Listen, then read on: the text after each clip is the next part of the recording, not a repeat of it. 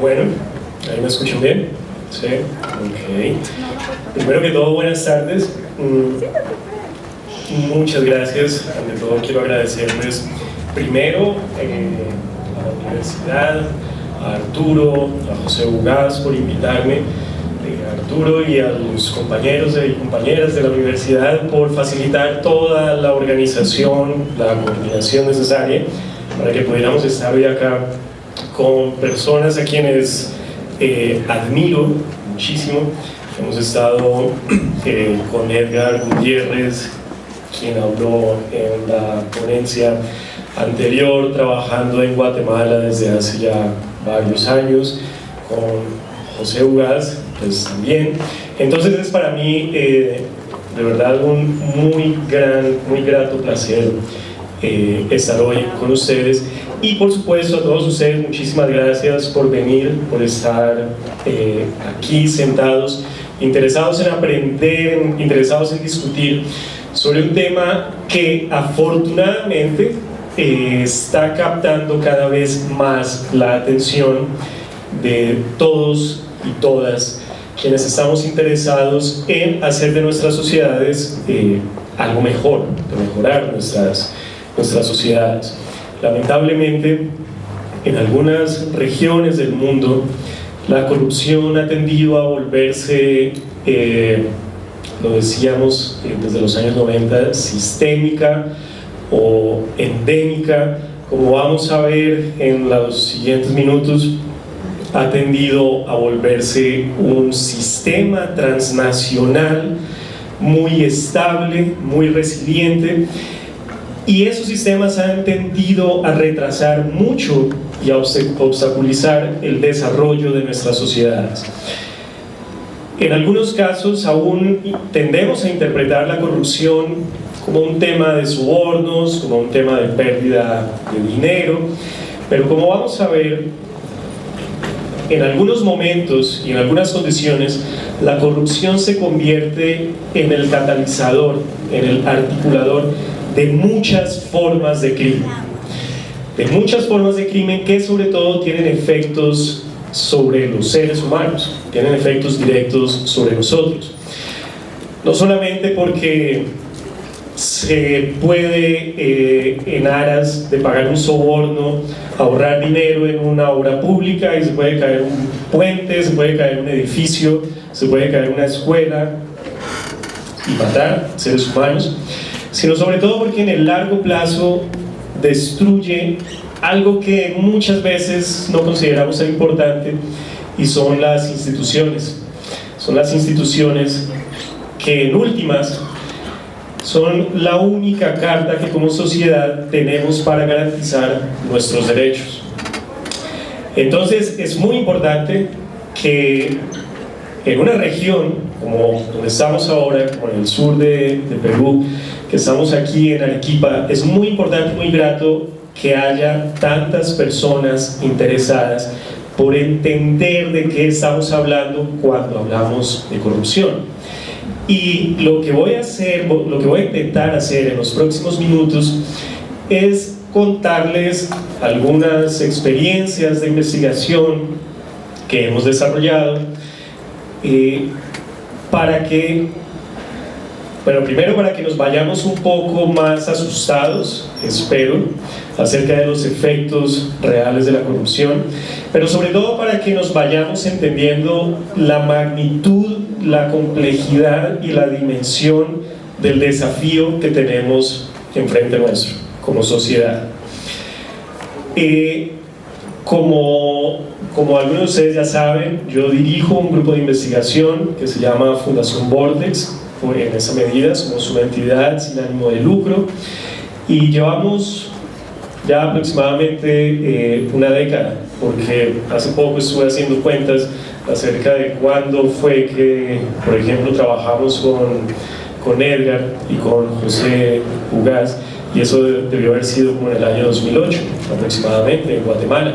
Entonces ya completamos una década con un desafío y con una tarea permanente que ha sido el desafío de entender las estructuras de entender la naturaleza, la evolución y el funcionamiento de esas estructuras que, como les acabo de decir, en el corto plazo afectan a nuestras sociedades, afectan el desarrollo de nuestras sociedades y sobre todo en el largo plazo destruyen las instituciones y por esa vía destruyen la posibilidad de que el Estado garantice nuestros derechos como sociedad. Entonces llevamos casi, o bueno, ya 10 años entendiendo esas estructuras. Inicialmente concentrados en estructuras de corrupción en Colombia, pero como vamos a ver en los próximos minutos, esas estructuras de corrupción, como les dije, funcionan como catalizador, como articulador de muchas formas criminales. Entonces actualmente es imposible entender y enfrentar la corrupción, por ejemplo en México, si no se entiende y se enfrenta otras formas criminales, como el narcotráfico, la trata de personas, etcétera, etcétera. Aquí donde estamos, específicamente en esa región, va a ser muy difícil entender la corrupción en el sur de Perú si no entendemos, por ejemplo, todo lo que sucede alrededor de las estructuras de minería ilegal y de minería criminal, por ejemplo. Entonces, al investigar el tema de corrupción, pues inevitablemente tuvimos que involucrarnos con muchas otras formas criminales y por eso ahorita vamos a ver ejemplos y estructuras no solamente de corrupción en el sentido tradicional, no solamente de estructuras en las que se pagan sobornos, sino de estructuras que utilizan la corrupción para operar a lo largo y ancho no solamente de un país, sino de todo el continente. Entonces, como primer desafío que quería o que quiero proponerles para comenzar, me gustaría que replanteáramos, que comenzáramos por replantear un poco la noción y el modelo mental que tenemos y que usamos comúnmente para entender el crimen organizado. ¿Okay? Porque a medida que hablemos de corrupción vamos a ver que tenemos que entender el crimen organizado.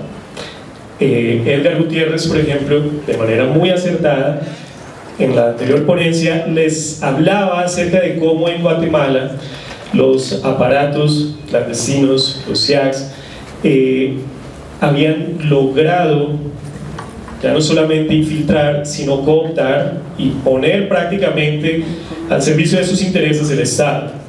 Y ahí estamos hablando en blanco y negro, sin titubear, estamos hablando de formas criminales, de expresiones de crimen organizado.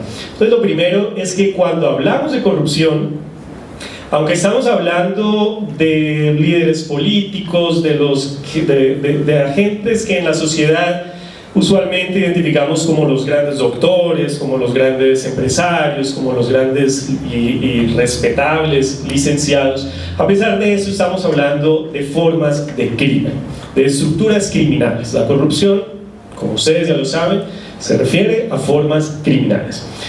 Entonces, para hablar acerca de crimen y para entender el crimen y entender la corrupción, un modelo mental, un concepto que utilizamos de manera común es el de crimen organizado. Y el crimen organizado, usualmente, por ejemplo, aquí les traigo la definición, una definición aceptada en la Convención de las Naciones Unidas contra el crimen organizado transnacional. Y entonces, en esa definición pues se habla de que el crimen organizado es, pues, como su nombre lo indica, es una agrupación, es una organización de al menos 3 personas que se ponen de acuerdo para delinquir.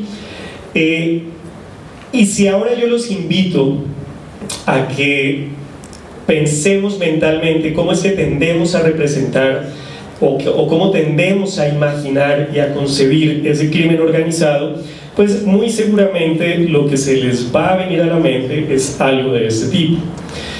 Esto es lo que usualmente aparece en los medios de comunicación, lo que usan las policías, los ministerios públicos para hablar de una organización criminal. Entonces, listo, digamos que esa es la forma más común de concebir el crimen. Pero es importante que entendamos qué es lo que estamos asumiendo cuando aceptamos ese modelo mental. Entonces, lo primero, lo más evidente que asumimos es que tiene una forma, ¿cierto? Usualmente tiene una forma piramidal, usualmente es un triangulito, no invertido, no un cuadrado, no un círculo, sino una pirámide. ¿Por qué? Porque a las fuerzas de seguridad, y pues en buena medida a nosotros, nos interesa identificar qué niveles de la pirámide, los superiores.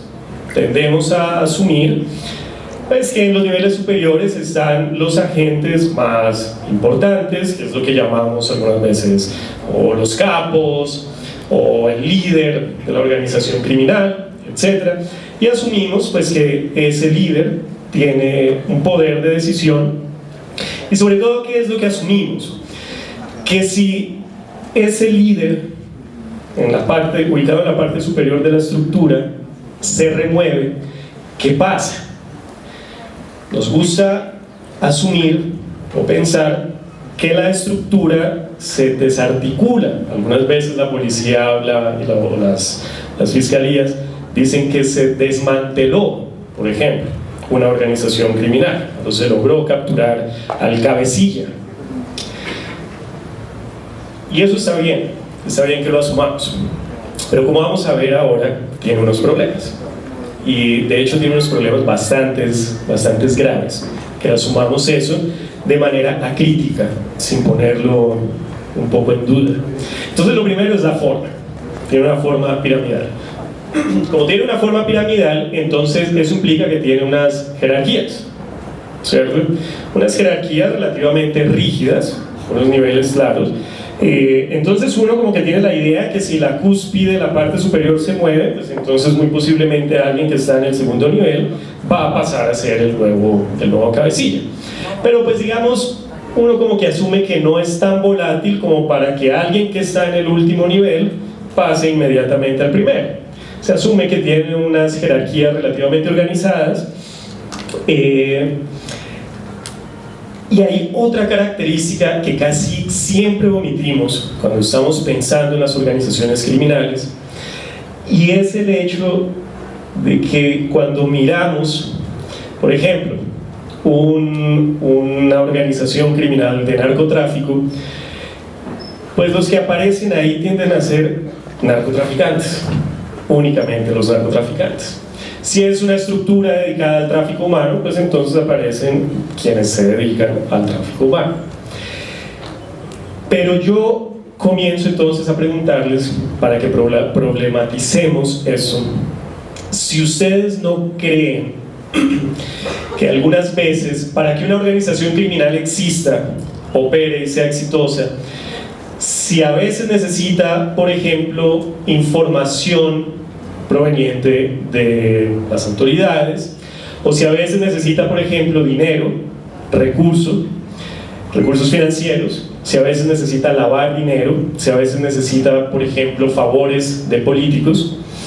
Y como vamos a ver ahora, para que en efecto puedan operar las organizaciones criminales, pues indudablemente necesitan recursos, flujos de recursos financieros, sociales y políticos provenientes de sectores legales de la sociedad. Sin embargo, cuando vemos estos organigramas, siempre vemos únicamente a los que nosotros denominamos a los criminales de tiempo completo, es decir, a los narcos puros. Aquí usualmente en los organigramas no aparecen los banqueros, los empresarios, a veces prestanombres, a veces empresarios reales, legítimos, es decir, legales, con actividades legales, pero que tienen acuerdos y que tienen interacción constante con el crimen.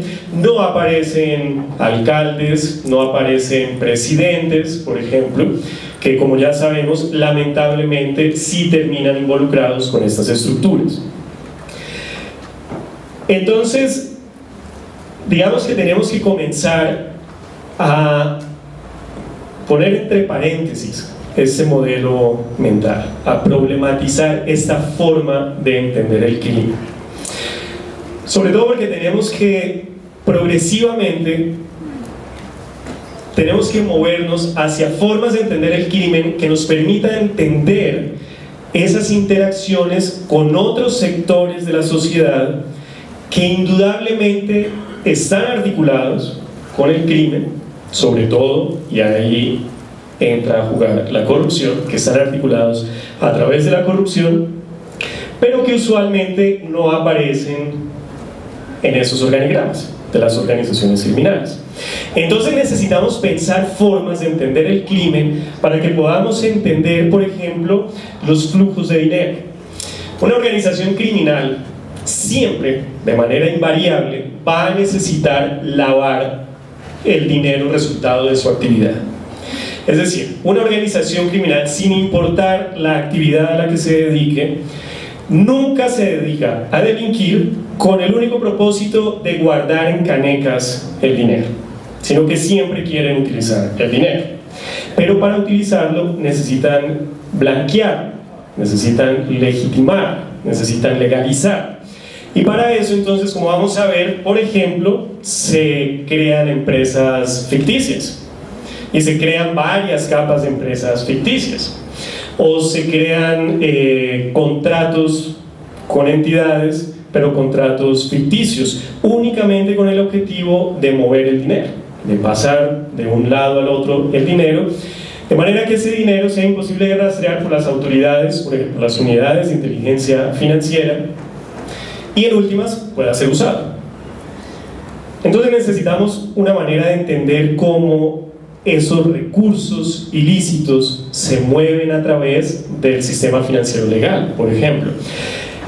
Y también necesitamos entender el rol de los partidos políticos, de los movimientos y de los partidos políticos que lamentablemente, y como lo vamos a ver ahora ya con los casos, que lamentablemente son cada vez más funcionales y están puestos al servicio de intereses no solamente, digamos, egoístas o ilegítimos, sino abiertamente criminales.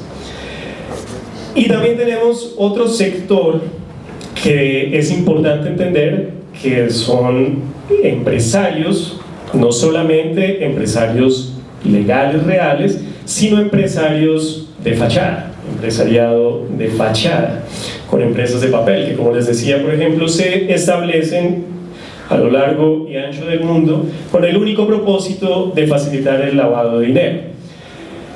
Entonces, la idea es que de ahora en adelante, cuando pensemos acerca del crimen organizado, ya no pensemos únicamente en estas estructuras piramidales, cerradas, estrictas, con jerarquías estrictas, que están aisladas del resto de la sociedad, sino que comencemos a pensar en algún modelo que nos permita entender cómo están articulados todos esos sectores sociales. Entonces, para eso les traigo, primero, para que comencemos, un ejemplo muy sencillo, un ejemplo, digamos, bastante sencillo, que sobre todo Edgar y José ya lo han visto, pero siempre lo uso porque ilustra muy bien el punto que quiero dejar en claro para comenzar. Eso era, digamos, el organigrama que presentaban las autoridades de México. Ustedes saben que en México, durante la última década, ha habido un aumento vertiginoso en la actividad criminal, sobre todo en la violencia resultante de muchas actividades, principalmente del narcotráfico, de muchas actividades criminales. Y uno de esos mal llamados carteles, una de esas redes ilícitas, en su momento fue la familia michoacana. Entonces, eso era el organigrama de los narcos que conformaban la familia michoacana, y era, digamos, la fotografía oficial que asumían las autoridades en el año 2011 para hablar acerca de esa organización criminal. Entonces, como podemos ver, pues son 15, 16 narcos puros, aislados. Aquí no aparecen, obviamente, lo que les decía, no aparecen los presidentes municipales, alcaldes, gobernadores, empresarios, políticos, etc. Solo los criminales de tiempo completo. Sin embargo, en ese momento, en Vortex, hicimos una investigación para reconstruir a partir de fuentes judiciales para reconstruir los nombres y las interacciones según unos testimonios que unos colaboradores eficaces dieron a las autoridades en México. Entonces uno se pone a leer, a identificar nombre por nombre y a identificar quién estuvo conectado con quién. Y en ese momento el ejercicio bastante sencillo nos dio un modelo de este tipo, en el que obviamente pasamos de 15, 16 narcos puros a aquí 880 agentes sociales en general. Ya no solo narcotraficantes puros, sino lo que llamamos agentes grises. No los criminales de tiempo completo, sino los agentes que se mueven entre la legalidad y la ilegalidad. Los que no son abiertamente criminales, sino que desde organizaciones legales, como una alcaldía o como una gobernación, desde esos sectores legales y esas organizaciones legales dan recursos en forma de información, en forma de dinero o en forma de favores políticos para que, por ejemplo, la familia michoacana pudiera operar. Entonces, cuando uno mira en detalle una estructura de este tipo, pues comienza a entender, por ejemplo, el papel de las policías locales. Sin el favorecimiento de las policías locales, pues la familia michoacana en su momento no podía transportar la droga no solo a lo largo del estado, de ese estado de Michoacán, sino a lo largo de toda la costa pacífica mexicana, por ejemplo. Y ya se pierde la forma piramidal. Es, digamos, algo de lo más difícil de comenzar a entender cuando ya dejamos de hablar de organizaciones criminales piramidales y comenzamos a pensar en términos de redes criminales. Porque entonces, antes asumíamos que había un cabecilla que podíamos perseguir como sociedad y asumíamos que al remover a ese cabecilla, la organización criminal colapsaba, o se desmantelaba, o se desarticulaba, lo que fuera. Sin embargo, les pido el favor que miremos toda la cantidad de líneas que hay en ese grafo. Ahí hay cerca de 2.100, 2.200 interacciones. Cada una de esas líneas es una forma de interacción que hubo entre dos nodos, entre dos individuos. Aquí solamente hay individuos, aquí no hay empresas. Ustedes, viendo esto, creen que hay un solo individuo, un solo nodo que yo puedo remover para desarticular toda la estructura. Eso es prácticamente imposible. Ni siquiera el que está en el centro, porque si se fijan, hay muchas interacciones que no pasan por el nodo que está en el centro. Entonces, aunque yo remueva al nodo que está en el centro, y ahorita lo vamos a ver, por ejemplo, con una estructura de macrocorrupción, lamentablemente muy popular aquí en Perú. Aunque yo remueva el nodo del centro, la estructura no va a colapsar en conjunto. Entonces el desafío comienza a volverse más complejo, porque ya no va a haber un único cabecilla al cual perseguir. Y sobre todo, pues las diferencias se hacen abismales. Si seguimos pensando en términos de organizaciones criminales con estos organigramas hipersimplificados, pues vamos a dejar de entender una muy gigantesca parte del crimen organizado. ¿Ok? Entonces, lo primero es que mi primera invitación es que comencemos a alejarnos de la noción de organización criminal tradicional y comencemos a pensar en redes y en sistemas criminales. Sobre todo, a medida, y ya vamos a pasar a los casos, sobre todo a medida que nos interesemos por entender ya no crímenes, delitos aislados, sino a medida que nos interesemos por entender, por ejemplo, procesos de corrupción masiva o de gran corrupción. A medida que queramos entender y que como sociedad queramos enfrentar un caso de corrupción masiva, pues el modelo mental de la organización criminal se va a quedar completamente corto, tanto si somos sociedad civil como si somos periodistas, y con mayor razón si somos operadores judiciales, si somos fiscales y si somos jueces. es casi indispensable que comencemos a pensar en términos de sistemas, en términos de redes criminales.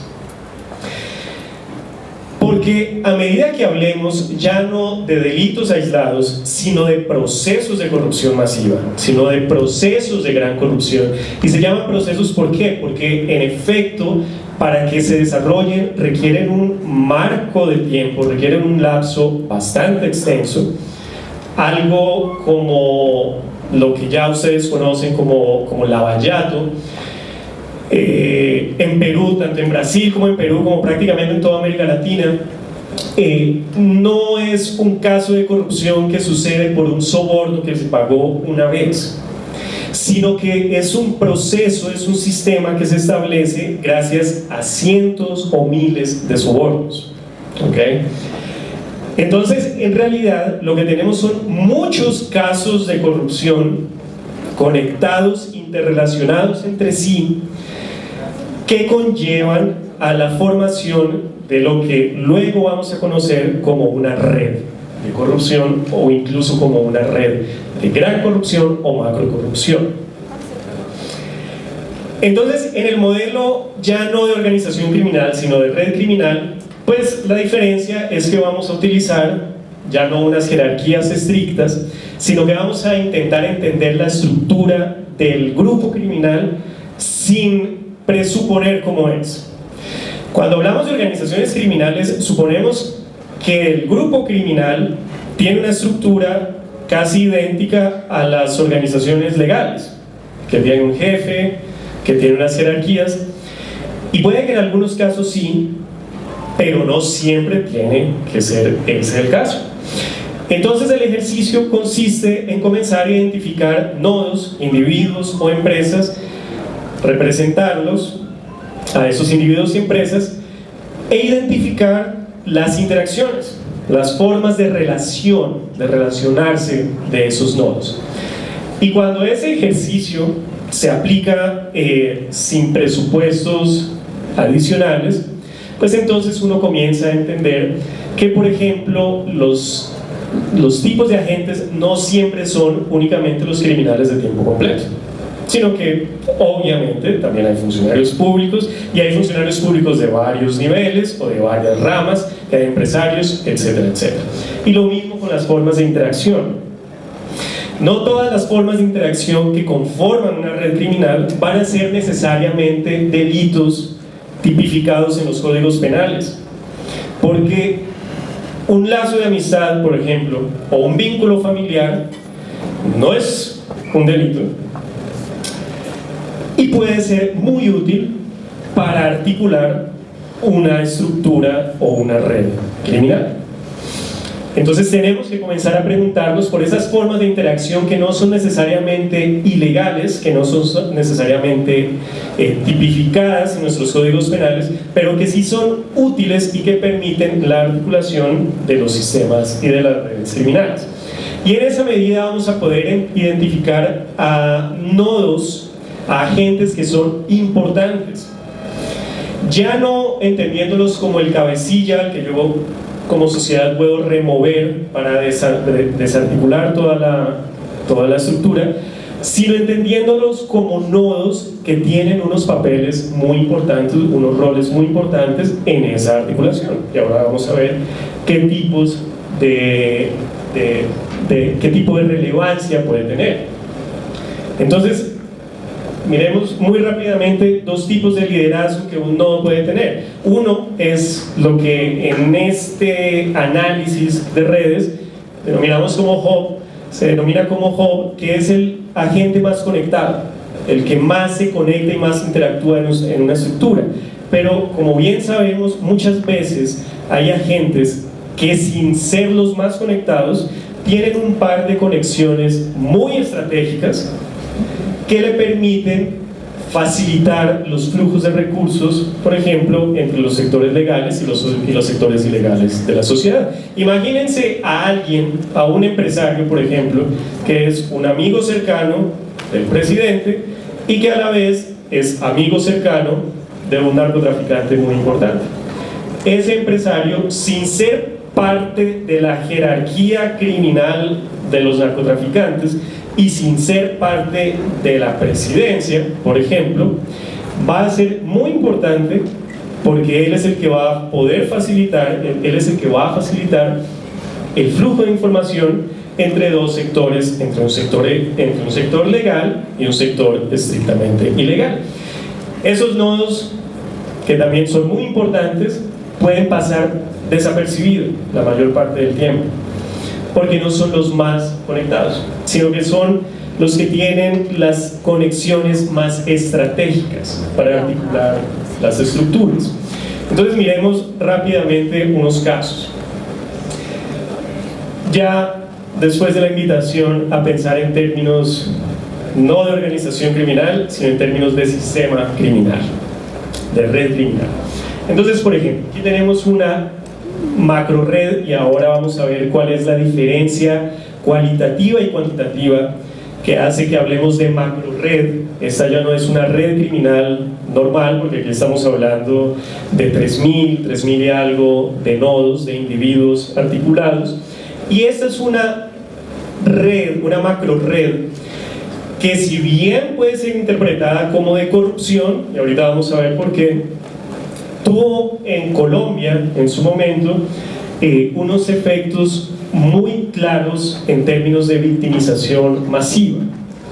Entonces, por ejemplo, si ustedes ven, las líneas rojas representan interacciones de violencia, y ahorita vamos a ver cómo en la parte inferior se ubica un sector, un área de macro victimización, específicamente masacres, ejecuciones extrajudiciales, desaparición forzada, etc. Miremos muy rápido cómo llegó Colombia, por ejemplo, a una macro red criminal de ese tipo, que, como les digo, si bien puede ser interpretada como corrupción, en realidad es algo así como una macro red de cooptación y de reconfiguración, manipulación de las instituciones del Estado colombiano.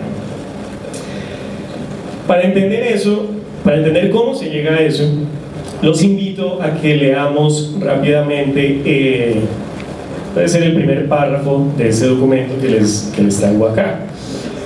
Si quieren, yo leo el primer párrafo y así nos hacemos una idea, a ver qué es lo que dice.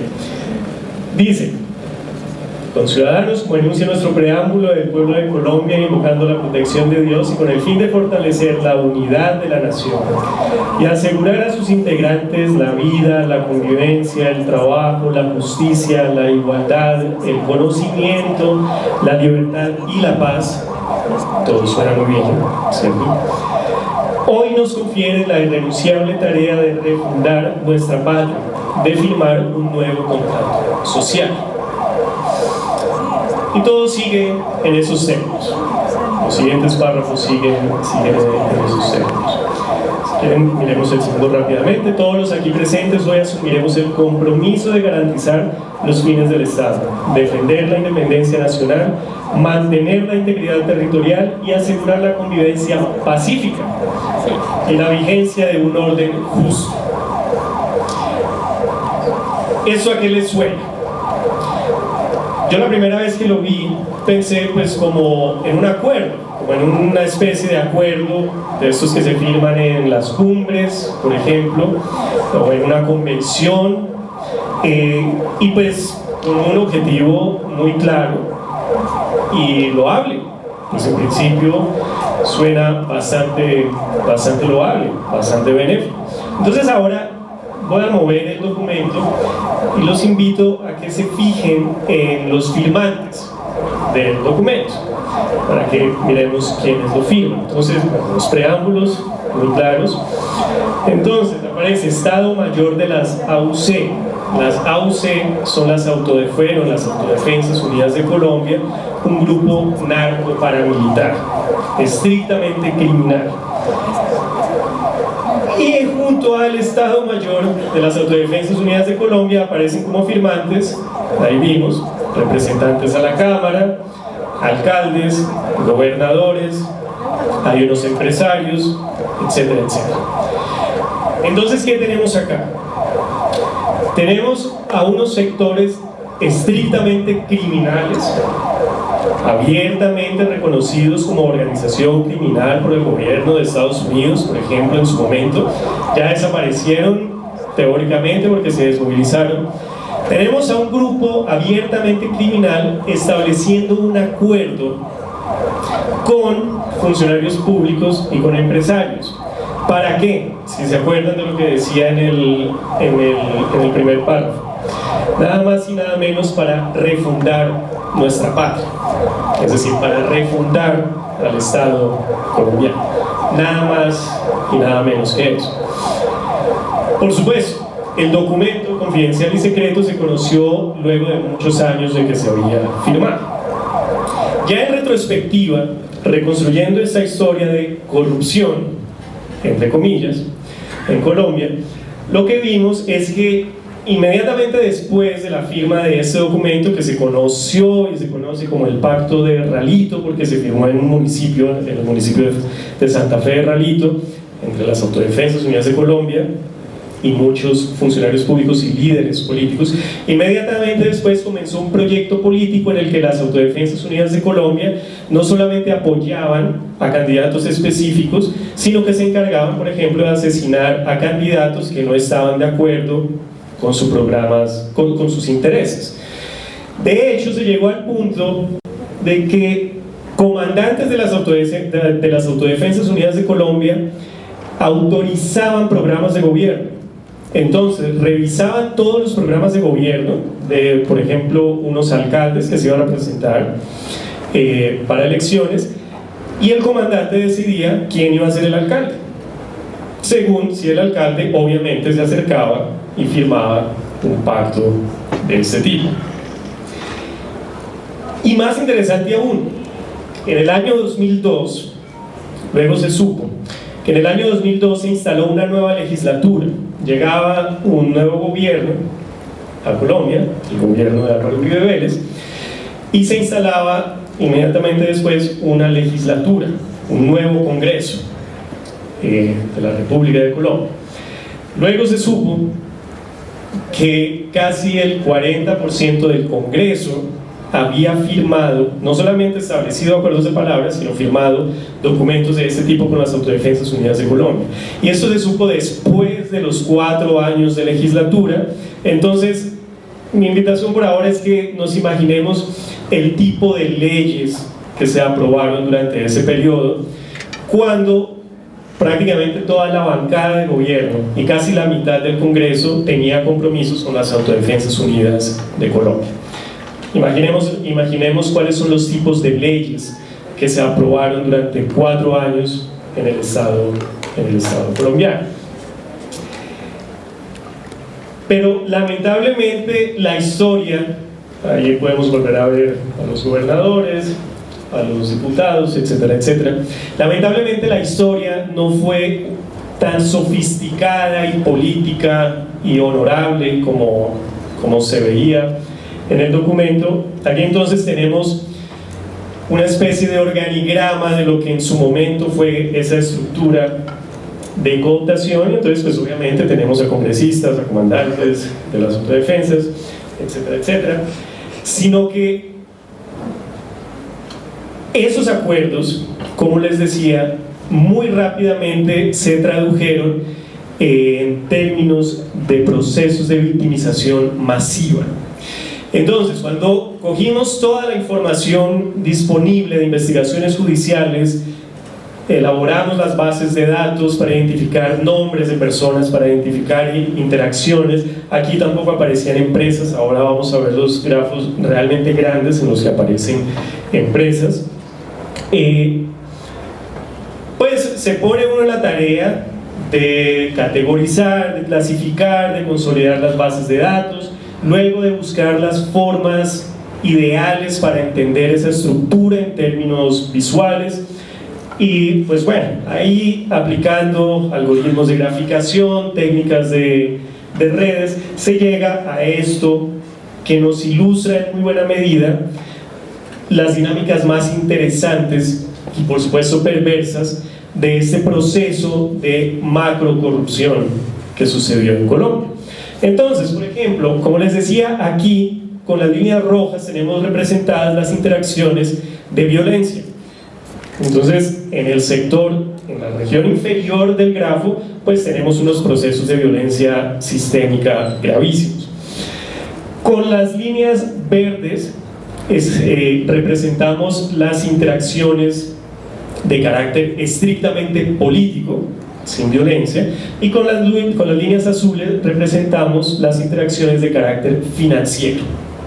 ¿Okay? Entonces, si uno hace el ejercicio de apagar todas las interacciones y concentrarse únicamente en las de carácter financiero, pues obtiene algo de ese tipo. Esa es la estructura financiera de esa macro red criminal.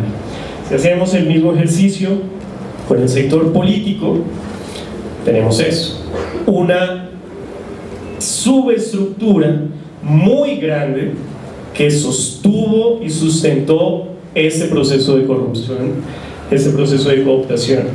Y como veíamos, lamentablemente en este caso, el ejercicio de la violencia fue muy recurrente, porque estábamos hablando de un proceso de cooptación entre una, no solamente organización criminal en el sentido tradicional, sino un ejército paramilitar, que eran las Autodefensas Unidas de Colombia.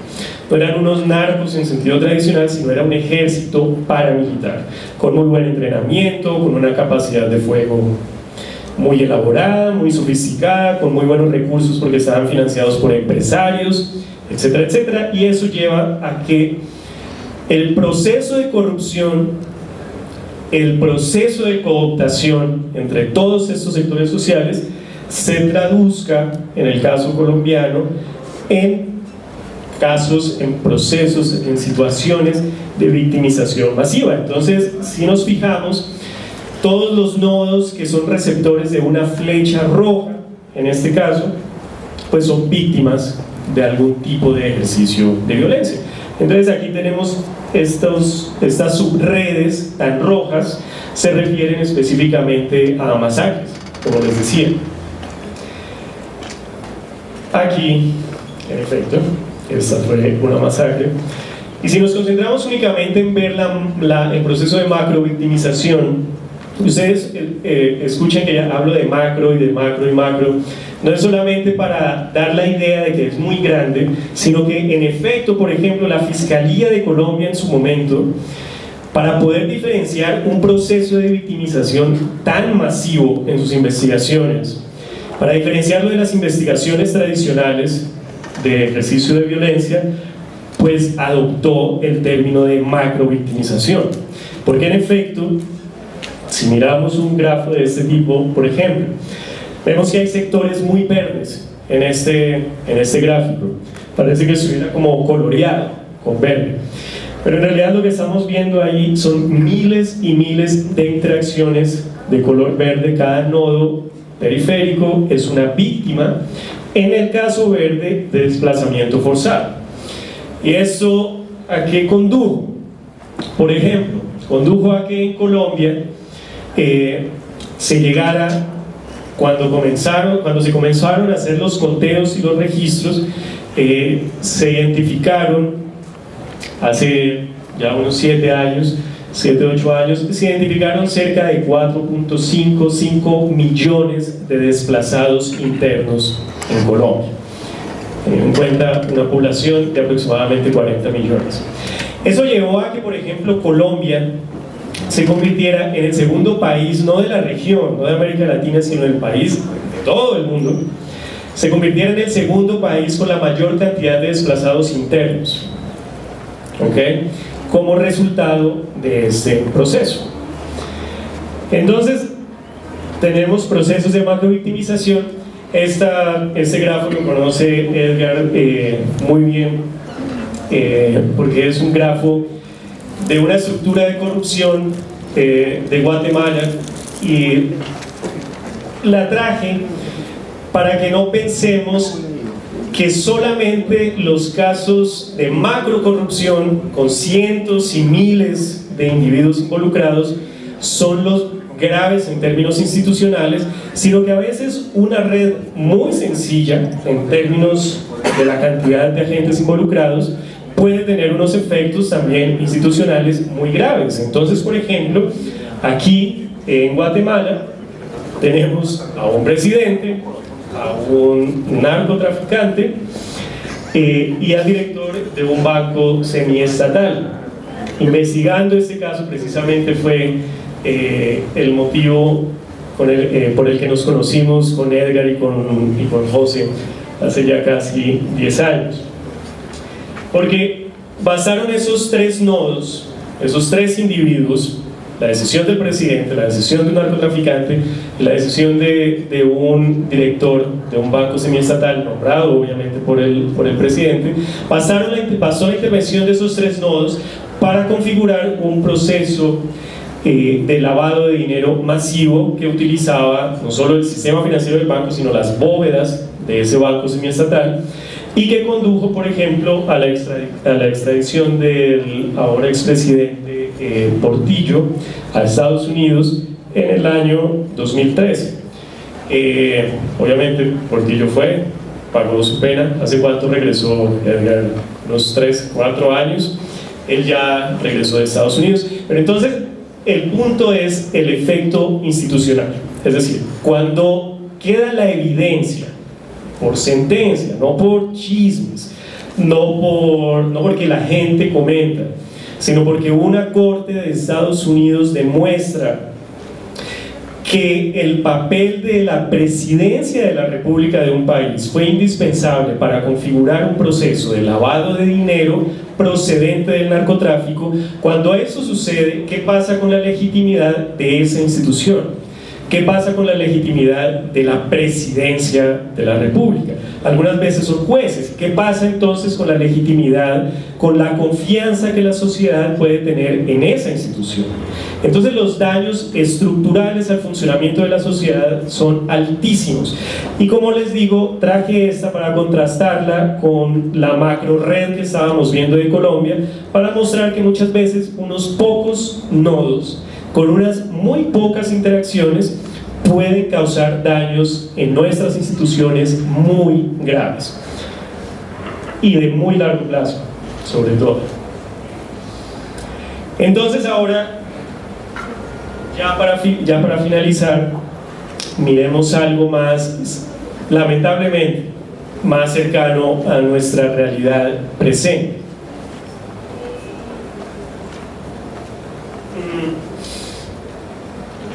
Aplicando esta misma aproximación de red criminal, de sistema criminal, para entender un proceso de macrocorrupción como el de Lava Jato, originado en Brasil, y en esa medida para alejarnos del modelo de organigrama clásico y poner a Marcelo Odebrecht en la punta y suponer que eso permitió toda la estructura de macrocorrupción, pues entonces con mi grupo nos pusimos en la tarea de recopilar fuentes judiciales de Brasil. Fuentes, en ese momento, en este grafo estamos viendo cerca de 42 procesos. Toda la operación judicial Lava Jato en ese momento debe ir en unas 63, 65 operaciones, es decir, es un macro proceso judicial. Y en ese momento, para elaborar este análisis, procesamos y analizamos las fuentes de, creo que fueron 42, 43 operaciones, que era lo que iba hasta ese punto del año pasado. Entonces, bueno, lo primero es la extensión en términos de la cantidad de agentes involucrados. Ustedes saben que, digamos, en su origen, Lava Jato se pone en marcha no solamente como resultado de los sobornos o de los intereses por sobornar de una empresa, de Odebrecht, sino de otras 11 empresas, para configurar un cartel que quería no solamente acceder a la contratación pública más con mayores recursos en Brasil, sino que querían en el mediano y sobre todo en el largo plazo configurar un sistema para que, independiente de quién fuera el funcionario público de turno, ellos pudieran seguir recibiendo esos contratos independiente de eso, independiente de quién podía ser el presidente en su momento, o quién podía ser el director de Petrobras, que fue la empresa semiestatal tal vez más utilizada para estos contratos millonarios. Entonces, independientemente de eso, a estas empresas, para poder garantizar la sostenibilidad de su operación delictiva, el soborno ya no les iba a bastar. ¿Por qué? Imagínense que Odebrecht o cualquiera de estas empresas que conformaron el club en su momento hubieran únicamente pagado sobornos a las personas, al director de suministros en Petrobras, que tenía la capacidad de direccionar contratos. ¿Qué pasa cuando cambiara ese director? Pues tenían que volver a iniciar todo el proceso de ganar confianza, de volver a pagar sobornos, etcétera, etcétera. Entonces, por eso, lo más, digamos, estratégico para el club y para estas empresas fue utilizar a los partidos políticos para aliarse, cooptarse mutuamente con los partidos políticos mediante donaciones millonarias, mediante donaciones obviamente no siempre declaradas, de carácter millonario, de manera que esos partidos políticos en el mediano y en el largo plazo pudieran garantizar que siempre en esos cargos hubiera funcionarios públicos que iban a seguir trabajando con el esquema de corrupción, sin importar que las empresas corruptoras tuvieran que únicamente depender de los sobornos pagados a esos funcionarios, sino, como les digo, dando una vuelta un poco más larga, cooptando partidos y movimientos políticos y así garantizando que esos partidos y movimientos pudieran mantener siempre a funcionarios adeptos al esquema de corrupción. Entonces, ¿qué es lo que vamos a ver ahorita con unos colores? Que la participación de los partidos y movimientos políticos comienza a ser cada vez más importante en los esquemas de gran corrupción, de macrocorrupción. Ya no va a ser suficiente el soborno a un funcionario público puntual, porque ese soborno, digamos, esporádico y puntual no va a garantizar la continuidad del esquema y del sistema de corrupción. Entonces, por ejemplo, aquí en Lavallato, Brasil, hasta esas 43 operaciones iniciales, vamos a ver aquí, permítanme un segundo, vamos a hacer un ejercicio muy sencillo para ver la importancia, para ver qué tan importante fue una sola empresa en este esquema de macrocorrupción. Entonces, tenemos aquí a muchas empresas. Aquí en este grafo aparecen 2.200 nodos entre individuos y empresas, porque para que esto funcione, como les dije al comienzo, se van a necesitar muchas empresas de fachada, y eso ya lo hemos estado repitiendo. Pero entonces miremos el efecto, por ejemplo, de una sola empresa, de Odebrecht, y miremos el efecto de esa empresa, porque esa va a ser la empresa que va a tener un rol más importante a medida que este esquema de macrocorrupción se extiende ya fuera de Brasil hacia toda América Latina.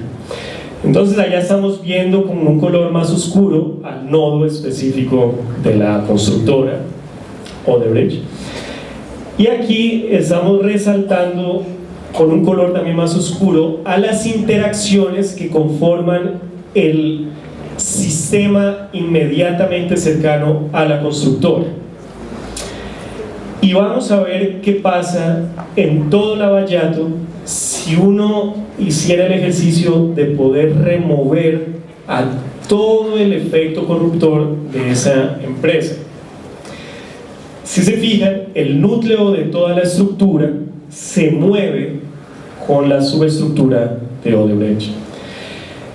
Esto va a permitir explicar el hecho de que, a pesar de que otras 11 empresas participaron en el esquema de macrocorrupción inicialmente en Brasil, el poder corruptor de Odebrecht fue lo suficientemente elevado e intenso para luego replicar ese mismo esquema en muchos otros países de América Latina.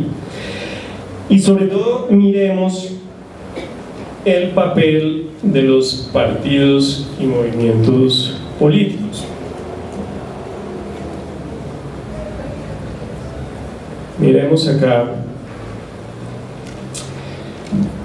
Las investigaciones de lo que en Perú se ha conocido como Lavallato, obviamente no han sido tan extensas como les decía, como las 63, 65 operaciones judiciales que se han llevado a cabo en Brasil, pero pues digamos, sí han sido lo suficientemente extensas para que se tenga una muy buena idea acerca de esa estructura de macrocorrupción en Perú, pues sobre todo teniendo en cuenta la cantidad de los funcionarios públicos de muy alto nivel, llámese presidentes, que han resultado involucrados, no solamente ya en algunos casos, como ustedes saben, con acusaciones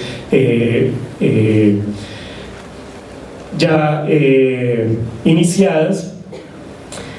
Entonces, a partir de la información que está disponible aquí en Perú y a partir de la información que desde Brasil se ha publicado acerca de las operaciones de macrocorrupción aquí en Perú, fue posible reconstruir esta estructura acerca del Lavallato aquí en Perú específicamente. Y de este grafo quiero resaltar algo que a nuestra manera de ver es muy interesante. Casi todos tenemos la idea de que la corrupción es sobornos. Principalmente funciona por sobornos para acceder a contratos en licitaciones públicas. Pues bien, las licitaciones públicas en esta estructura están representadas con las líneas rojas. Si se fijan en el sector, en el área de la periferia de allá, hay unas líneas rojas que nos representan esos procesos de licitación. Pero si ustedes comparan la intensidad o la frecuencia del rojo con respecto al verde, van a ver que los pagos de sobornos y las licitaciones son mucho menores a las interacciones de carácter estrictamente político que permitieron toda esa operación criminal de macrocorrupción. Entonces miremos, por ejemplo, porque hay unos nodos, unos hub, que concentran tantas interacciones directas. A ver si a ustedes les parece conocido. Aquí tenemos un partido político, Fuerza 2011, y aquí abajo tenemos Alianza Gana Perú como partido político. Obviamente por acá tenemos a los individuos que están detrás y muchas veces beneficiándose de todo este entramado de interacciones, pero en realidad, por ejemplo, cuando las líneas llegan a los nodos, tenemos donaciones, entre comillas, algunas veces donaciones no reportadas, algunas veces donaciones reportadas, en otros casos financiamiento electoral ilícito, abiertamente, como su nombre lo indica, ilícito, ilegal. Entonces tenemos muchísimas interacciones que llegan al partido político como persona jurídica, es decir, como movimiento, a pesar de que obviamente estén los individuos, las personas naturales, que se benefician también con todas estas interacciones de carácter político. Entonces, Si comparamos el pago de sobornos y las licitaciones públicas, si comparamos la cantidad de líneas rojas que hay con la cantidad de líneas verdes, vamos a entender de manera relativamente clara el hecho o la importancia de los partidos políticos para sustentar un proceso de macrocorrupción como lo que es Lavallato en Perú. ¿Okay? Pero por supuesto, esto es algo que solamente vamos a entender si nos alejamos completamente de estos modelos tradicionales simplificados de organización criminal y si comenzamos a pensar de nuevo en términos de sistemas criminales, en términos de redes criminales. Entonces, lo primero que me gustaría dejar como invitación para cerrar, lo primero es eso, es que comencemos a pensar en términos de sistemas, teniendo en cuenta que algunas veces vamos a encontrar lo que en términos cuantitativos se denomina subredes, diferenciadas de redes y diferenciadas de macroredes de corrupción. ¿Por qué hay unas macroredes de corrupción? Porque hay unas estructuras que son prácticamente imposibles de entender para nuestro cerebro, y por eso puse ese número ahí, por eso vemos el 150. Resulta que por investigaciones de neuroantropología se sabe que el cerebro humano solamente tiene la capacidad aproximadamente de entender estructuras sociales en las que participan alrededor de 150 personas. ¿Eso qué quiere decir? Que el grafo que yo tengo en mi cabeza de todos mis vínculos de amistad tiene un tamaño máximo aproximado de 150. Esa capacidad cambia entre especies y en el ser humano es de alrededor de 150. Entonces, ¿qué pasa? ¿Eso por qué es importante? Porque imagínense la tarea de un fiscal, por ejemplo, al que le entregan miles de documentos con miles de interacciones entre movimientos financieros, entre llamadas telefónicas, entre listados de amigos, entre anotaciones en una agenda para sacar la lista de invitados a un almuerzo, etcétera, etcétera.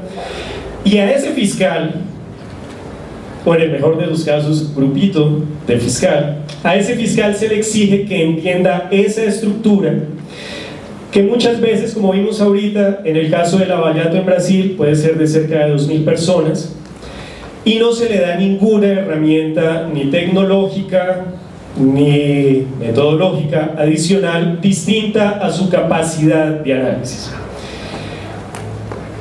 Si entendemos, si tenemos en cuenta esta, comillas, limitación, que es una característica del cerebro humano de entender estructuras sociales de máximo 150 personas, y si tenemos que estructuras de macrocorrupción pueden llegar a estar conformadas por cerca de 2.000 personas, pues es fácil entender por qué una investigación de macrocorrupción en Perú o en Brasil muchas veces no avanza.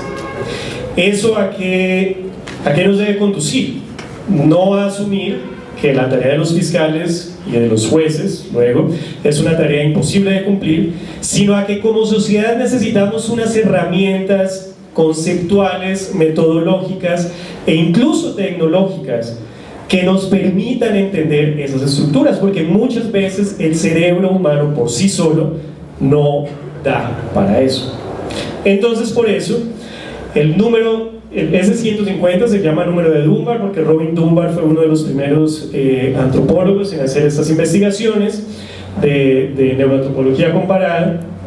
Entonces, pues lo que uno dice es que cuando una red está conformada por el doble del número de Dunbar, pues eso ya para el cerebro humano es imposible de entenderse. Entonces, cuando tenemos el caso de una macrored, inevitablemente se necesitan unos métodos de investigación, se necesitan unas metodologías, unas herramientas y sobre todo unas herramientas tecnológicas muy particulares que lamentablemente están ausentes, lamentablemente casi siempre están ausentes en nuestras fiscalías. La segunda invitación. Al comienzo veíamos estos organigramas piramidales y usualmente asumimos que cuando se remueve, que cuando el sistema de justicia logra remover la cúspide, la cabecilla, capo, etcétera, etcétera, pues la estructura va a colapsar. Entonces, mirando esta, digamos, esta metáfora visual, yo les pregunto, ¿ustedes creen que si yo remuevo los primeros naipes que están allá arriba, toda la estructura colapsa? ¿Toda se cae? Solamente si yo remuevo de manera quirúrgica los dos primeros naipes. Exactamente. ¿Qué es lo que pasa? Pues que quedamos con un nivel, con un primer nivel, con una cúspide ahora más amplia, en estricto sentido. Es lo que pasa. ¿Eso a qué nos debe, a qué nos debería invitar a reflexionar? Al hecho de que como sociedad muchas veces, si nos concentramos en esa cúspide, lo que hacemos es omitir todo lo que está debajo de esa cúspide. Entonces es muy sencillo, por ejemplo, nombrar a alguien como el Chapo Guzmán o quien sea como el hombre más buscado del mundo, cuando mientras tanto tenemos, y para eso voy a usar otra imagen, cuando mientras tanto tenemos a cientos o miles de funcionarios públicos, bancos, empresas sosteniendo a ese Chapo Guzmán, a quien quiera, al capo que quieran acerca del que quieran pensar. Entonces, en últimas, lo que termina sucediendo es que distraemos no solamente la atención de la sociedad en conjunto, sino que distraemos muchas veces los ya escasos recursos de nuestro sistema de justicia, de nuestras fiscalías, para concentrarse en un nodo que muy posiblemente puede que sea el más conectado, puede que sea el más popular, pero no va a ser necesariamente el más estratégico para lograr la desarticulación. Para lograr la desarticulación, ¿qué tenemos que hacer? Tenemos que analizar toda la estructura y ver cuáles son los puntos más importantes, cuáles son los puntos más neurálgicos que nos van a permitir el mayor grado de cambio, porque ya también tendríamos que asumir que nunca vamos a poder desmantelar completamente una estructura conformada por 16.000, 20.000, 30.000 interacciones. Es humanamente imposible. Entonces, lo máximo que deberíamos perseguir como sociedad es buscar el mayor cambio, y para eso necesitamos entender cuáles son los puntos más neurálgicos de la estructura, porque el mismo Chapo, por ejemplo, quien, como les dije en su momento, pues fue declarado como el hombre más buscado no solamente por Estados Unidos sino del mundo, él mismo lo decía, pues el día que yo no esté al mando del cartel de Sinaloa, pues no va a pasar prácticamente nada, porque el narcotráfico, obviamente, la operación de una macro red criminal no depende únicamente de ese Chapo, como si en su momento, por ejemplo, el cartel de Medellín logró depender casi completamente de un Pablo Escobar.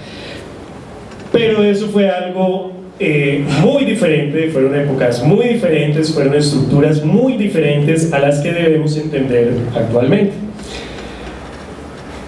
Y en esa medida, si ya dejamos de concentrarnos en esos capos o en esos políticos en ese político corrupto puntual que captura toda la atención, y comenzamos a prestar atención a todo el sistema político y a todo el sistema financiero que está sustentando a la macro red de cooptación y de corrupción, pues entonces los sistemas de justicia pueden dar los pasos necesarios. Entonces, por ejemplo, en Colombia, gracias a las investigaciones que llevaron a entender todos estos acuerdos políticos, pues se llegó a que, por ejemplo, congresistas fueran condenados por delitos de lesa humanidad, a pesar de que obviamente ellos no habían participado de manera directa, sino con unas argumentaciones jurídicas y con unas jurisprudencias muy particulares que se desarrollaron en Colombia relacionadas con el concierto para delinquir agravado.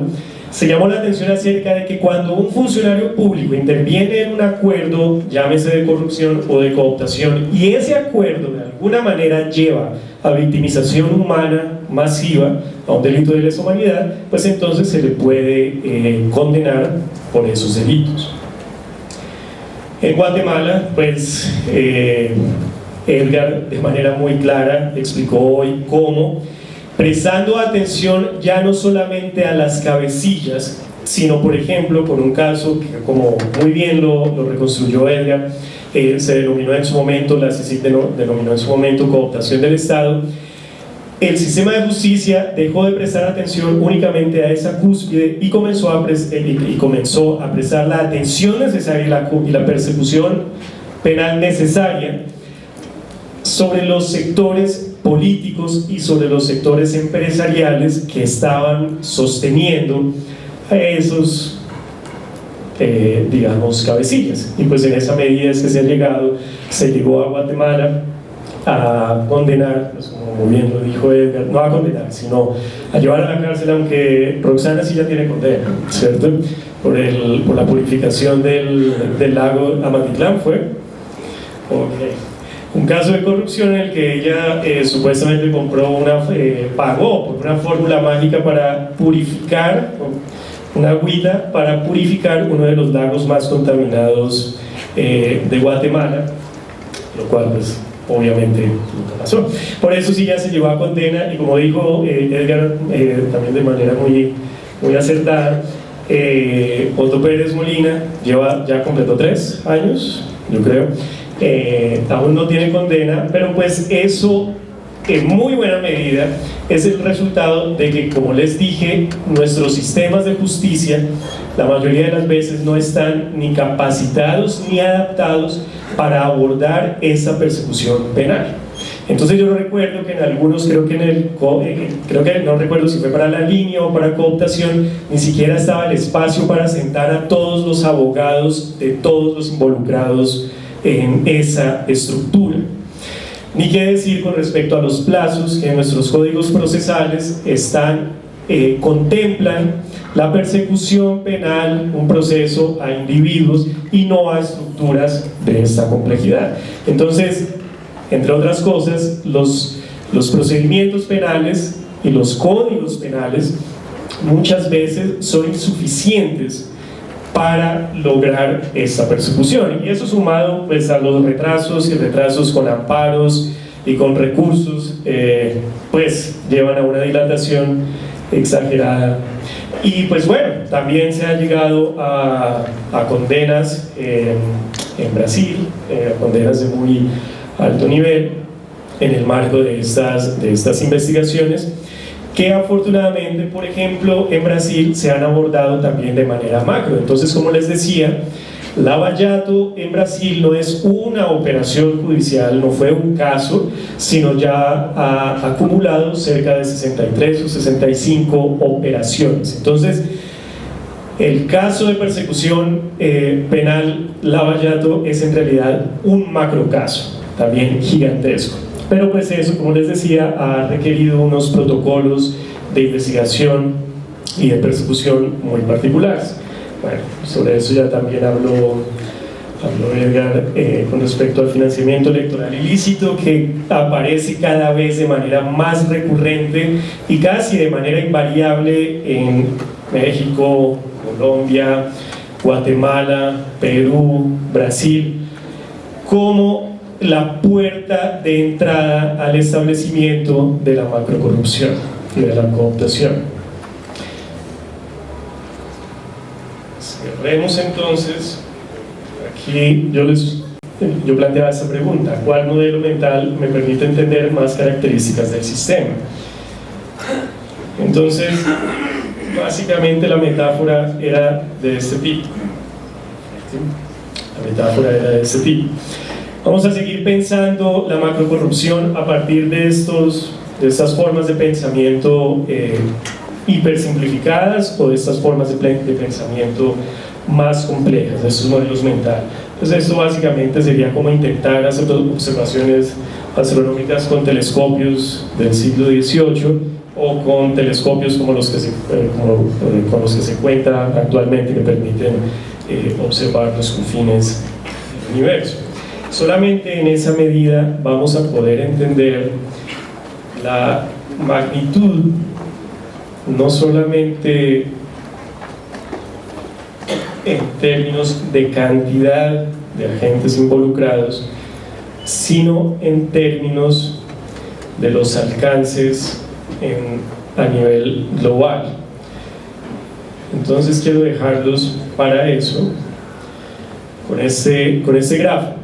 Esto es algo que en Vortex llamamos el grafo del aura criminal, porque a medida que activamos varios casos de estructuras criminales que hemos analizado, pues podemos ver las concentraciones por colores de actividad criminal. Para algunos recursos muy particulares, para movimiento de dinero, refiriéndose obviamente al lavado de dinero, para movimiento de humanos, en tráfico humano o tráfico de órganos, tráfico de armas, de vida silvestre, minerales, de equipos, equipos sobre todo relacionados con minerales, de productos farmacéuticos adulterados y de narcotráfico.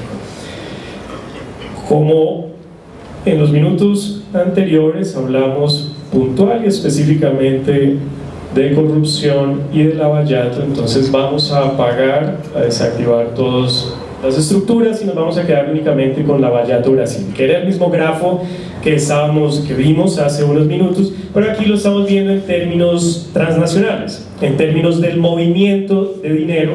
Obviamente aquí todo lo vemos verde, pues porque afortunadamente hasta ahora que se sepa no ha habido ni tráfico humano ni se han movido órganos en el marco de esta operación de macrocorrupción, pero sí se ha movido de manera masiva recursos financieros para lavarse de manera a unas escalas sin precedentes, por supuesto a nivel mundial, realmente mundial.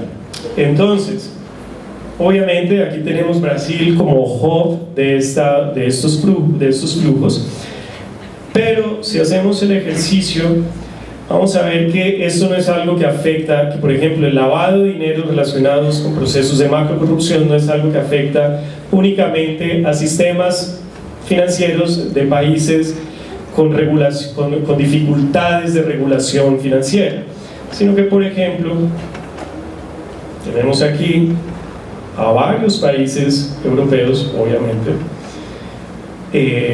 con supuestamente regulaciones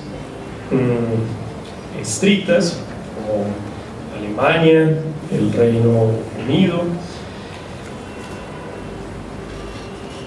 Y si nos movemos, aquí tenemos obviamente también movimiento de recursos a través de empresas fachada, por ejemplo Hong Kong. Aquí hay unas islas curiosísimas en el Pacífico que se llaman las Islas Marshall, que son prácticamente inhabitadas, pero que fueron utilizadas para crear una de estas múltiples capas de empresas fantasma que se establecieron para lavar el dinero de esta operación de macrocorrupción. Y entonces, de nuevo, si le exigimos, imagínense la tarea de exigirle a un fiscal perseguir penalmente unos flujos de movimiento de lavado de dinero de esta escala. Entonces, como les dije, mi propósito no era obviamente dejarlos asustados por la complejidad de lo que estamos enfrentando, sino ganar un poco de claridad para que al entender esa complejidad tomemos las decisiones que como sociedad necesitamos tomar para enfrentar un problema que muchas veces va más allá y es muchísimo más complejo de lo que nos gusta creer que es. Entonces, yo creo que con eso cerramos. Les agradezco muchísimo la atención de todos y pues creo que hay más preguntas. Muchas gracias. Muy buenas tardes a todos. En primer lugar, quisiera felicitar y agradecer a la Universidad de San Agustín por la organización de este Congreso Internacional Anticorrupción y por la gentileza de haberme invitado a participar. En especial, mi agradecimiento al doctor Javier Lizárraga, decano de la Facultad de Derecho, y al doctor Arturo Muñoz, coordinador quien ha estado en contacto conmigo sobre este tema ya hace varias semanas, lo cual demuestra su dinamismo. Hemos quedado con mis colegas del panel en hacer unas intervenciones iniciales breves para luego hacer una ronda de comentarios entre nosotros y con el público asistente. Para ver que voy a resumir la presentación que voy a preparar. La presentación tiene por objeto poderles informar sobre el trabajo que realizamos en la comisión consultiva que formó el presidente Vizcarra para sugerir medidas inmediatas sobre temas de gran importancia y urgencia derivados de la grave crisis del sistema de administración de justicia que pudimos todos observar a través de los audios que se propagaron sobre el caso llamado de los cuellos blancos del puerto. Es así pues que esta comisión en 12 días pudo presentarle al presidente 10 propuestas que están en este momento en la pantalla y que el presidente tuvo a bien incorporar en su mensaje a la Nación el día 28 de julio y luego de su aprobación por el Consejo de Ministros someter al Congreso de la República. La primera de ellas es la reforma constitucional para reemplazar al Consejo Nacional de Magistratura. Como sabemos, esta reforma constitucional ya ha sido aprobada por la ciudadanía, de manera que la Junta Nacional de Justicia, que es el nuevo nombre que el Congreso le dio a este órgano, debe ponerse próximamente en funcionamiento. Y yo al final de mi presentación voy a volver sobre este tema que me parece que es de gran importancia y actualidad. La segunda propuesta que hizo nuestra comisión consistió en una autoridad nacional para la integridad y control tanto del Ministerio Público como del Poder Judicial, esto como el objeto de reemplazar al actual OPMA y su correspondiente Ministerio Público, que la experiencia ha demostrado que no tiene las condiciones para poder asegurar dentro del sistema de ambas instituciones una correcta conducción por parte de jueces y fiscales. El concepto básico que está en la propuesta presentada es cambiar el sistema de la OMA, que es básicamente reactivo, ¿no? Y que finalmente termina interesándose más por el tiempo que le toma a los jueces, ¿no? emitir sentencia, por un sistema moderno de integridad y control basado en los métodos de compliance que son hoy día un estándar internacional tanto a nivel del sector público como del sector privado, es decir, sistemas más bien preventivos, ¿no? Que sancionadores, ¿no? Y para eso el jefe de esta entidad deberá ser un especialista en la materia, ¿no? Designado por concurso público, y además contará con cuerpos especializados que lo apoyarán en su trabajo. Diría pues que de las 10 propuestas que presentó la comisión, las dos primeras, lo concerniente al Consejo Nacional de la Magistratura, reemplazado, como digo hoy día, por la Junta Nacional de Justicia, y esta Autoridad Nacional de Integridad y Control, son las dos piedras angulares de lo que sería el nuevo sistema de administración de justicia. Además, también la comisión presentó una propuesta para un sistema de justicia especializado en violencia contra la mujer y el grupo familiar. Esto coincidió con un trabajo que venía haciendo el Ministerio de la Mujer, de manera pues que estamos esfuerzos y esto ya está aprobado a través de un decreto legislativo que expidió el gobierno el 27 de julio. Luego también nos preocupó el problema de la enorme carga procesal que hay tanto en el Poder Judicial como en el Ministerio Público, y esto encontramos que está derivado, entre otras razones, por lo que está ocurriendo en la ONP. Bueno, pudimos enterarnos que la ONP tiene 70.000 casos, ¿no?, en litigio para definir si la pensión que debe dar al jubilado es de 400 o de 800 soles. Con lo cual, pues, el costo-beneficio es cero, porque eso le significa invertir, como ocurrió el año pasado, 17 millones de soles pagando a importantes estudios de abogados. Con lo cual, lo que más bien hemos propuesto es un sistema por el cual la ONP pueda desistirse, ¿no?, de litigar en estos casos y que por consiguiente las pensiones puedan ser fijadas rápidamente.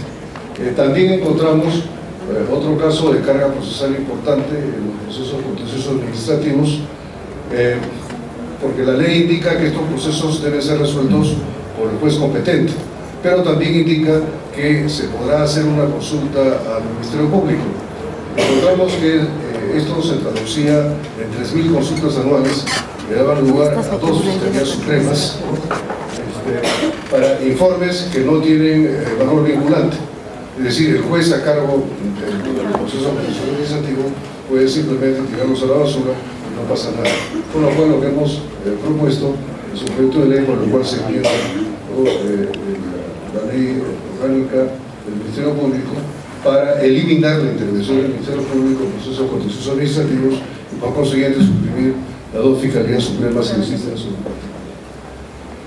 Otro tema también que hemos encontrado y que es de mucha preocupación es la enorme cantidad de jueces supernumerarios que existen, de aproximadamente 3.000 jueces que hay, más de 1.217 para ser exactos en el momento en que hicimos la consulta, son supernumerarios, es decir, son jueces nombrados a dedo, ¿no?, por el presidente de la Corte Superior del caso, y naturalmente eso no responde ni a una carrera meritocrática, ¿cierto?, ni tampoco garantiza idoneidad tanto profesional como ética de los jueces que son así designados. Y lo mismo sucede en el caso de los fiscales provisionales, de manera pues que lo que hemos propuesto es un sistema por el cual se pueda ir lo más rápido posible sustituyendo a los jueces supernumerarios y fiscales profesionales por personal de carrera, lo cual también deberá llevar a una nueva concepción de lo que es la carrera de la judicatura, que hoy día está muy venida menos como carrera, ¿no?, y que, como hemos podido apreciar a través precisamente de los audios que pudimos escuchar, ¿no?, se basan muchas veces en un intercambio de favores. Otra propuesta que presentamos se refiere a la creación de una Fiscalía Suprema Anticorrupción para todo lo que sean delitos que tengan que ver con funcionarios públicos, incluyendo lavado de activos, etc. Esto de tal manera de que esté concentrado y coordinado al más alto nivel dentro del Ministerio Público, en lugar del sistema actual, que es mucho más disperso. Luego también la transparencia del sistema de justicia, esto tanto para jueces y fiscales como para el sistema en sí. Hay un avance respecto del Poder Judicial, en lo que se denomina el expediente digital. Esto hay que fortalecerlo y sacarlo adelante. De esa manera no habrá necesidad de pagar a un secretario de juzgado para que le diga cómo va el caso correspondiente. Pero además también se requieren otras medidas de transparencia, incluyendo, por ejemplo, en el caso de jueces y fiscales, las declaraciones juradas de intereses, ¿no?, de tal manera de poder determinar cuándo es que puedan haber conflictos de intereses en el tema, y otras medidas más que están señaladas en el proyecto que hemos entregado. Luego, la promoción de la ética en el ejercicio de la abogacía. Esto también hemos planteado que cuando en un caso penal esté implicado como autor un abogado, esto constituye un factor agravante en el momento de determinar la pena que le deba corresponder. Y también hemos planteado que los colegios profesionales, los colegios de abogados, ¿no?, cumplan una función mucho más dinámica y efectiva en la vigilancia de la ética de sus asociados, y que cierto tipo de ventajas que actualmente gozan, particularmente en carácter tributario, estén en función del desempeño en este sector que acabo de mencionar. Y por último, la creación de un consejo para la reforma del sistema de justicia, presidido por el presidente de la República e integrado por el presidente del Poder Legislativo, el presidente del Poder Judicial y otras personalidades, incluyendo el Contralor de la República aquí presente, que permita establecer una política de largo plazo en la reforma de la Administración de Justicia, porque lo que se ha hecho es simplemente un primer paso, ¿no?, hacia esa reforma. Tendrá pues el nivel político que acabo de mencionar, tendrá un nivel técnico integrado por representantes de las instituciones concernidas, y un nivel consultivo integrado por sociedad civil, gremios y todas aquellas personas que deseen hacer sus planteamientos. Esto es pues en síntesis lo que la comisión entregó, el presidente acogió, y esto está traducido en estos proyectos de ley que el primero de ellos es la reforma constitucional ya aprobada, y luego 7 proyectos de ley están en este momento en el Congreso, porque la comisión no solamente recomendó ideas y proyectos, sino además cada uno de ellos con el texto legal correspondiente.